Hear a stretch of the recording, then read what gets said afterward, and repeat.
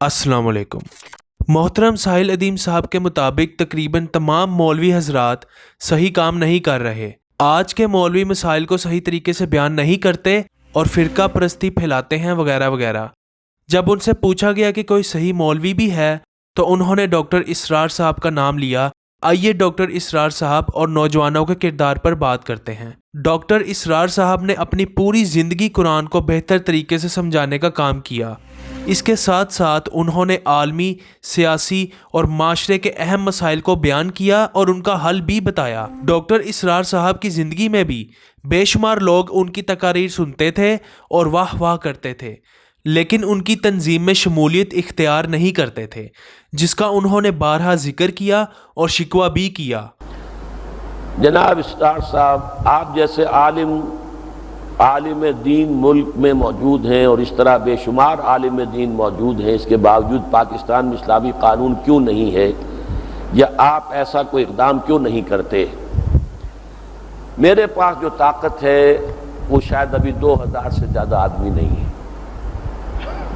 और वो भी मेरे एतबार से जो मेयार होना चाहिए इक़दाम के लिए उस मेयार पर पूरे नहीं करते। क्या करें? तबलीगी जमात है, जब उनके यहाँ 30-30 लाख, 20-20 लाख, 10-10, 15-15 लाख, लेकिन वो भी कहते हैं कि ये भी हमारे यहाँ जो भीड़ आती है ये हमारी असल ताकत नहीं है। बहरहाल हमारे तो ये, मेरे अंदाजे में ये है कि जब तक 2 लाख आदमी पाकिस्तान में ऐसा न हो कि जो अपनी जान पर, अपनी ज़ात पर, अपने घर में दीन नाफिज कर चुका हो, ये शर्त है सबसे कड़ी, सबसे मुश्किल, सबसे भारी। ये नहीं कि घर में तो पर्दा नहीं है और बाहर चले हैं बेहयाई के खिलाफ, सारा अपना धंधा सूद पर है और चले हैं इस्लाम नाफिज कर दें। ये नहीं, अपने ज़ात, अपने घर में इस्लाम जितना अमल कर सकते हैं, किसी ने आपको मजबूर नहीं किया कि शरई पर्दा नाफिज ना करें, आप नाफिज कर सकते हैं।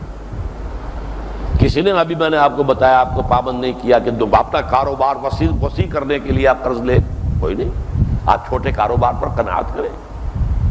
जो अपनी जान पर, अपने ज़ात पर, अपने घर में दीन नाफिज कर ले। नंबर 1, उनकी ज़िंदगी के दौरान लोगों ने उनको ज्वाइन नहीं किया। जो तादाद वो चाहते थे उतनी तादाद भी पूरी ना कर सके। उनकी वफ़ात के बाद यूट्यूब का ज़माना आया, जिसकी वजह से वो और उनका अंदाज़े बयां, फ़िक्र और मसाइल को सही तरीके से बयान करना बहुत मशहूर हुआ। लेकिन इसका नतीजा फिर वही वाह वाह, माशाल्लाह, कमाल कर दिया, सुबहान अल्लाह वगैरह वगैरह। मगर क्या ये सब कहने वालों ने अपनी ज़िंदगी तब्दील की, जहाद के लिए निकले, माशरे पर या अपने ऊपर इस्लाम को लागू किया? हर वो मसला जिसका उन्होंने सही इदराक किया और कुरान और सुन्नत की रोशनी में उसका हल बयान किया, वो मसला जूं का तूं है, बल्कि वक्त के साथ साथ वो फितना फल फूल रहा है। जैसे मिसाल के तौर पर हिंदुओं का प्रोपागेंडा, इसराइल का प्रोपागेंडा और LGBTQ वगैरह वगैरह। लिहाजा सारी बात का लुबे लुबाब फिर वही है।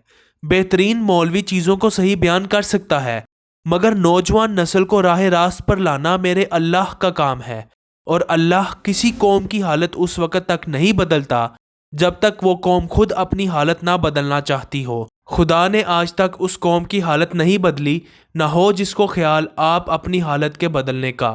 हमारे नौजवानों की अक्सरियत खुद ही इस्लाम को अपनी ज़िंदगी पर लागू नहीं करना चाहती, और जो हदायत के सच्चे तालिब हैं उनको मौलवी की ज़रूरत है ही नहीं। वो अल्लाह से मदद और हदायत तलब करते हैं और ख़ुद कोशिश करते हैं। अल्लाह उनके मसले हल करने की राहें हमवार कर देता है। किसी मौलवी की ज़रूरत नहीं, खुद दीन सीखें और सिखाएं। मौलवियों को बुरा कहने से माशरे में बेहतरी नहीं आएगी, बल्कि आपने माशरे को दोबारा ग्रोहों में तकसीम कर दिया है। एक तरफ मौलवी के साथ वाले हैं और दूसरी तरफ मौलवी के मुखालिफ। आप अपने नज़रिए से बिगाड़ तो पैदा कर रहे हैं, बेहतरी नहीं।